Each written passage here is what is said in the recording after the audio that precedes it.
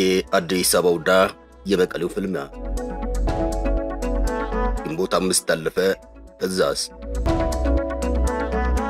ጠቅላይ ሚኒስትር አብይ አህመድ የፕሪቶሪያውን ሰላም ስምምነት የመጀመሪያ ዓመት ሲከበር እንዲህ ሲሉ ተደምጠው ነበር። ጦርነት ውስጥ የገባነው ሰላምን በሌላ በምንም መልኩ ለማምጣት ስላልቻልን ነው አሉ። ቀጥል አድርገው ጠቅላዩ እንዲህ ሲሉ ተደመጡ።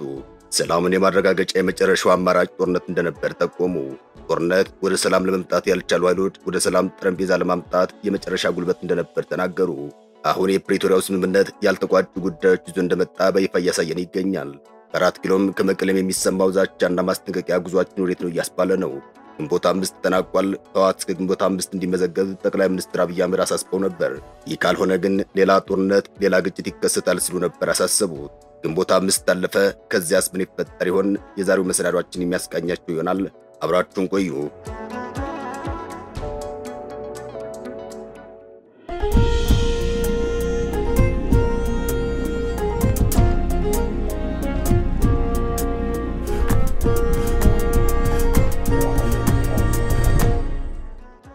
መቼም ኢትዮጵያ ያልታደለች ሀገር ሆናለች።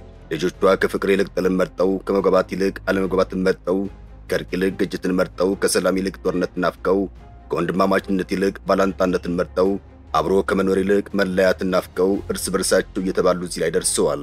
አሁንም ድሮም ከታሪክ የማንማር ጦርነት የምንናፍቅ ሆነን ተቀምጠናል። የአሳዛኛው የኢትዮጵያ ታሪክ ሆኗል። ባለፉት 4 እና 5 ዓመታት በሚሊዮን የሚቆጠር ዜጋ በጦርነት ሕይወቱን አጥቷል።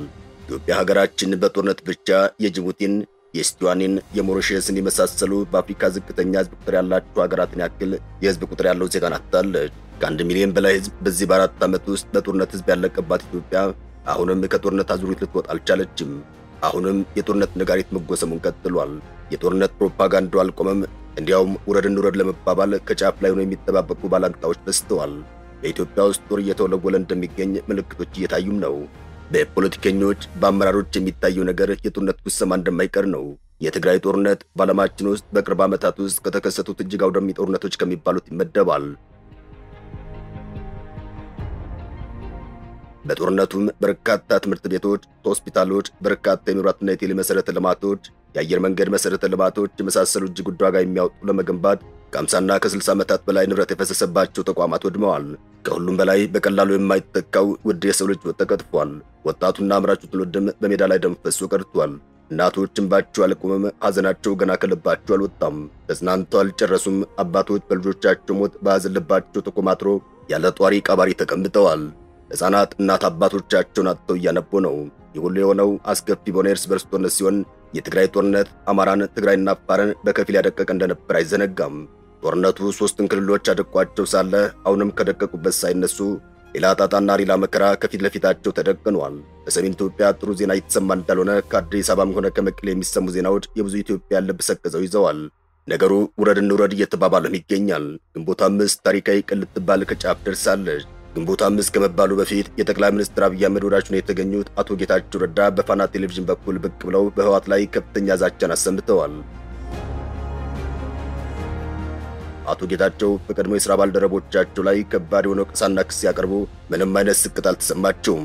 የኢትዮጵያ ፖለቲከኞች የምላስና የፖለቲካ አክሮባት ሲሰሩ ተወዳዳሪ የላቸውም። መተጣጠፉን የስፖርት አክሮባቲስቶች የሚያስንቅ ነው እየተባለ ይገኛል። የአቶ ጌታቸው ረዳ የፋና ቆይታ በርካታ ሚስጥር ይዞ መጥቷል። አቶ ጌታቸው የጠቅላይ ሚኒስትሩ የምስራቅ አፍሪካ ጉዳዮች አማካሪ ሚኒስትር ሆነው ተሹመዋል። በሚኒስትር ደረጃ የተሾሙት አቶ ጌታቸው ረዳ ህወሓት ምን አይነት ዝግጅት እያደረገ እንዳለ፣ ህወሓት በወንጀል የጨቀየ እንደሆነ በመንግስት መገናኛ ብዙሃን በኩል ማሰማታቸው ከጀርባ ምን ዝግጅት አለ፣ የመቀሌና አዲስ አበባ ሽኩቻ ከየት ወዴት እየሄደ ነው እያስባለም ይገኛል። የአቶ ጌታቸው ረዳ የፋና ቴሌቪዥን ቆይታ የሰሞኑን የህወሓት መግለጫ ስንመለከት ነገሮችን ወደ ኋላ መለስ ብለን እንድንቃኝ የሚጋብዝ ሆኗል። ሰሞንኛው የመቀሌውና አዲስ አበባው ዛቻና መግለጫን ስንመለከት የትግራይ ጦርነት ከመቀስቀሱ ቀደም ብሎ ያለውን ታሪክ እንድናስታውስ ያደርገናል። የትግራይ ጦርነት ከመቀስቀሱ በፊት ከ4 ኪሎና ከመቀሌ ከፍተኛ ክስና ወንጀል ይቀርብ እንደነበር አይዘነጋም። በሁለቱም መገናኛ ብዙሃን በኩል ከባድ የጥላቻ ሊባል የሚችል ቅስቀሳ ይካሄድ ነበር። አሁንም ከትግራይ ጦርነት በፊት እንደነበረው አይነት አካሄድ እየተመለከትን እንገኛለን።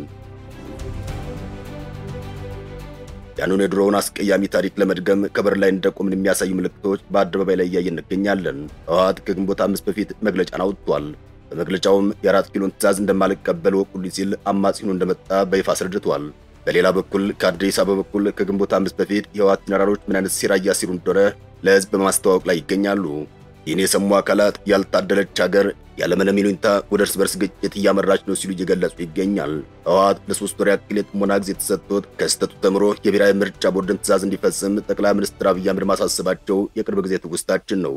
የህወሓትን ጉባኤ በተመለከተ ጠቅላይ ሚኒስትር አብይ አህመድ ያስተላለፉት ጥብቅ ምክር እንዲህ የሚል ነበር።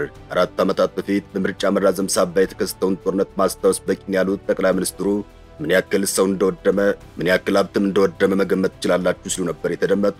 ጠቅላይ ሚኒስትሩ ያኔ የወደመው ሀብትና የወደመው የሰው ህይወት በትክክል ሳይገመገም እንዴት ጠፋ ሳይባል ሌላ ጥፋት ማምጣት ጥሩ አይደለም ሲሉ ነበር ማስጠንቀቂያ የሰጡት። አክለውም የህወሓት ህጋዊ ሰውነት እንዲመለስ መንግስታቸው ያከናወናቸውን ስራዎች በዝርዝር አስረድተዋል። እና ባለፈው እናንተ እንደምታውቁት ህግ ያሻሻል ነው ህወሓትና መሰል ፓርቲዎች በህጋዊ መንገድ ተመዝግበው ህጋዊ ፓርቲ እንዲሆኑ ነው ብሎ ነበር። ጠቅላይ ሚኒስትሩ የጠቀሱት የህግ ማሻሻያ በህዝብ ተወካዮች ምክር ቤት ጸደቀው ባለፈው ግንቦት ወር መጨረሻ አካባቢ ሲሆን የምርጫ ህጉን ያሻሻለው የአዋጅ ማሻሻያ ኃይልን መሰረት ባደረገ የአመፅ ተግባር ላይ ተሳትፎ የነበረ የፖለቲካ ቡድን በፓርቲነት የሚመዘገብበትን ሂደት በዝርዝር ያስቀመጠ ነበር። ማሻሻያው የፖለቲካ ቡድኑ ህገ መንግስታዊና ዲሞክራሲያዊ ስርዓትን አክብሮ ለመንቀሳቀስ መስማማቱን በሚመለከተው የመንግስት አካል ከተረጋገጠ የፖለቲካ ቡድኑ በልዩ ሁኔታ እንደ ፖለቲካ ፓርቲ ሊመዘገብ ይችላል ሲል ይደነግጋል።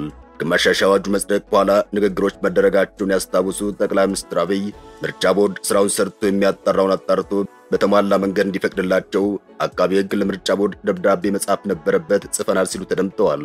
የአስፈጻሚውን ስራ 100% ሰርተናል ያሉት ጠቅላይ ሚኒስትሩ ህወሓት አሁን ማድረግ ያለበት ምርጫ ቦርድ ጋይዶ በ2 እና 3 ሳምንታት ውስጥ የሚጠበቅበትን ሰነዶች አሟልቶ በህጋዊ መንገድ ተመዝግቦ አለያም ፈቃዱን ሪኢንስቴት ወይም መልሶ አግኝቶ ነው ጉባኤ ማካሄድ ያለበት ሲሉ በአጽንኦት ተናግረው ነበር። አብይም ቢሉም የህወሓት ቃል አቀባይ አቶ አማኑኤል አሰፋ የአዋጅ ማሻሻያ የተሰረዘው ህጋዊ ሰውነት ለመመለስ የሚያስችል ሳይሆን እንደ አዲስ ለመመዝገብ የሚያስችል መሆኑን ለቢቢሲ መናገራቸው አይዘነጋም። ሐሳቡን እንደማይቀበሉትም በሰዓቱ አስረድተዋል። ከዚያ በኋላም ህወሓት ያለምንም ከልካይ ጉባኤውን አካሂዷል።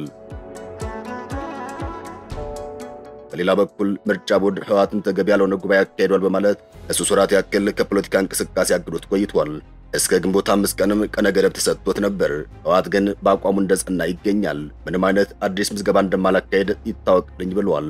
ምርጫ ቦርድ ሰረዘንም አልሰረዘንም የፕሪቶሪያ ስምምነት ይቀጥላል፣ አደገኛ የሚሆነው ስለተሰረዛቸው የፕሪቶሪያ ስምምነት አናውቅ መባል ከተጀመረ ነው ሲል ህወሓት ማስጠንቀቂያውን ከጥቅምት 5 በፊት አሰምቷል። ምርጫ ቦርድ ለህወሓት የሰጠው ከፓርቲነት የመሰረዝ ቀነ ገደብ ዛሬ ላይ አብቅቷል። የፕሪቶሪያውን የሰላም ስምምነት የፈረምነው ሆነ ጊዜ አስተዳደሩን ያቋቋምነው በምርጫ ቦርድ እውቅና ወይንም ሰርቲፊኬት ባለመሆኑ ምርጫ ቦርድ ሰረዘን አልሰረዘን የፕሪቶሪያው ስምምነት ይቀጥላል ሲሉ የህወሓት ሊቀመንበር ዶክተር ደብረጽዮን ገብረ ሚካኤል ከግንቦት 5 በፊት በሰጡት መግለጫቸው አሳውቀዋል። አደገኛ የሚሆነው በምርጫ ቦርድ ስለተሰረዛችሁ የፕሪቶሪያውን ስምምነት አናውቁ መባል ሲጀመር ነው ሲሉ ተደምጠዋል። የፕሪቶሪያውን ስምምነት የፈረምነው ምርጫ ቦርድ ሰርቲፊኬት ስለሰጠን አይደለም። በምርጫ ቦርድ ሰርቲፊኬት ያቋቋምነው ጊዜ አስተዳደር የለም። በምርጫ ቦርድ ሰርቲፊኬት የሚኖረቀት የተሰራ ስራ የለም ሲሉ ተደምጠዋል። በእኛ በኩል በግንቦት 5 ምክንያት ከፕሪቶሪያው ስምምነት ጋር የተያያዘ የሚቋረጥ ነገር የለም። የፕሪቶሪያው ስምምነት እንደስከዛሬው ስምምነት የፕሪቶሪያው ስምምነት ሆነ የጊዜ አስተዳደሩ ይቀጥላል ሲሉ አስታውቀዋል። ህወሓት ባወጣው መግለጫ ምርጫ ቦርድ ነባሩን የህወሓት ህጋዊ ሰውነት ወደ ነበረበት ሳይመለስ የፓርቲውን ህጋዊነት ሰርዛለሁ ማለቱ ትርጉም አልባ ነው ሲል አዲስ ባወጣው መግለጫው አስታውቋል። ምርጫ ቦርድ ህወሓትን ሊያስተዳድር የሚችለው ነባሩን የፓርቲ ህጋዊ ሰውነት ሲመለስ ብቻ እንደሆነ ቡድኑ ገልጿል። ቦርዱ አዲስ ጠቅላላ ጉባኤ ካላካሄዳችሁ እሰርዛችኋለሁ በማለት የሚሰነዝረው ዛቻ ለማንም አይጠቅም ያለው ቡድኑ ቦርዱ ሰርዛለሁ የሚለው ባለፈው ዓመት ነሐሴ 3 ለህወሓት ሰጥቻለሁ ያለውንና ነገር ግን ህወሓት ያልጠየቀውን የአዲስ ምዝገባ ምስክር ወረቀት ከሆነ ግን መሰረዝ ይችላል ሲሉ ተደምጠዋል። ቡድኑ አያይዞም ፌዴራል መንግስቱ ሁኔታውን በፕሪቶሪያ ግጭት ማስቆም ስምምነት አደጋ መደቀኑን በአግባቡ እንዲያጤነውና የአፍሪካ ህብረትና ኢጋድ ጉዳዩን ባንክሮ ተመልክተው ፖለቲካዊ፣ ህጋዊና ሞራላዊ ግዴታቸውን ብሎም ኃላፊነታቸውን እንዲወጡ ጠይቋል። አበቃን። ሰናይ ጊዜን ተመኘን።